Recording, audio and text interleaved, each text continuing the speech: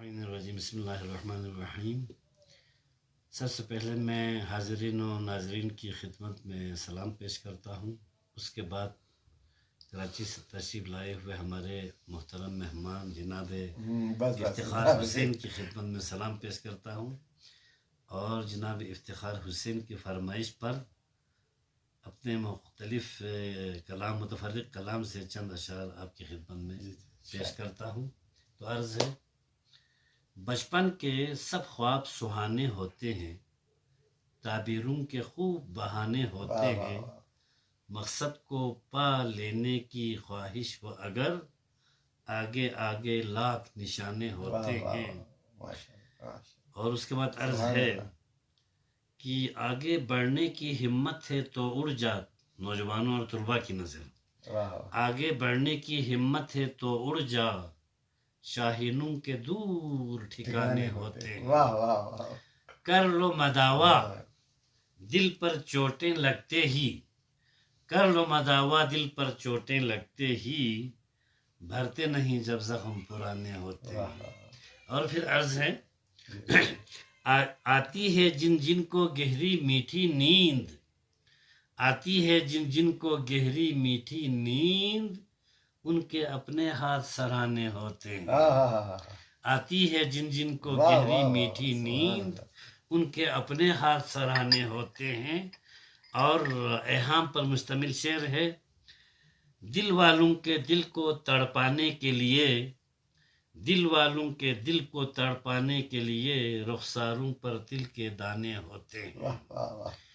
اور اہل قلم کی نظر: اہل قلم کہلاتے ہیں وہ جن کے پاس الفاظ و معنی کے خزانے ہوتے ہیں۔ حسن اور شعراء کی نظر: حسن تخیل والے اچھے شعروں میں، حسن تخیل والے اچھے شعروں میں، ذوق عمل کے تانے بانے ہوتے ہیں۔ اور مقترض ہے: ہوتے نہیں پابند زمانہ اہل کمال، ہوتے نہیں پابند زمانہ اہل کمال، کمال میرا تخلص بھی ہے۔ ہوتے نہیں پابند زمانہ اہل کمال، ان کے اپنے پاس زمانے ہوتے ہیں۔ ایک اور غزل کی چند شعر: ہمیشہ، غزل ہے یہ، ہمیشہ ہم رضائے خالق اکبر میں رہتے ہیں، ہمیشہ ہم رضائے خالق اکبر میں رہتے ہیں، نبی کی پیروی میں مرضی حیدر میں رہتے ہیں۔ نہیں ہے شاعری اپنی زمانے جاہلیت کی، ہمارے ذہن ہر دم سورہ کوثر میں رہتے ہیں۔ قرار ان کو نہیں ساکن جگہ پر رہ نہیں سکتے، وہ سیمابی ہیں عاشق کے دل مضطر میں رہتے ہیں۔ سجاتے ہیں ادب کے آسماں پر محفلیں ہم لوگ، ہمیشہ بزم خورشید و مہ و اختر میں رہتے ہیں۔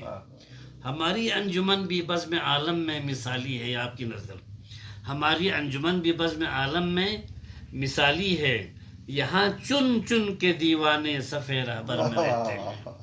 ہماری انجمن بھی بزم عالم میں مثالی ہے، یہاں چن چن کے دیوانے صف رہبر میں رہتے ہیں۔ شکاری پہلے تو جاتے تھے جنگل اور پہاڑوں پر، بنا کر مورچہ اب گوشہ دفتر میں رہتے ہیں۔ پہاڑی سلسلے چاروں طرف ہیں، بیچ میں ہم ہیں، مثال گوہر نایاب ہم پتھر میں رہتے ہیں۔ اور مقطع سناتا ہوں، پیش کرتا ہوں: کمال شاعری پاکیزہ تحریروں میں ہوتا ہے، کمال شاعری پاکیزہ تحریروں میں ہوتا ہے، قلم اپنے صدا جبریل کے شہپر میں رہتے ہیں۔ جذباتی دنیا کے حوالے سے: دنیا یا حادثات کا کیا اعتبار ہے، انسان کی حیات کا کیا اعتبار ہے، کھلتے ہیں پھول، گاتے ہیں بلبل بہار میں، لیکن کسی کی بات کا کیا اعتبار ہے۔ قدموں کی لغزشوں سے جو ملتی ہے خاک میں، خوشیوں کی اس بارات کا کیا اعتبار ہے۔ دریا یا حادثات میں ڈوبے ہیں سارے لوگ، کشتی کی اب نجات کا کیا اعتبار ہے۔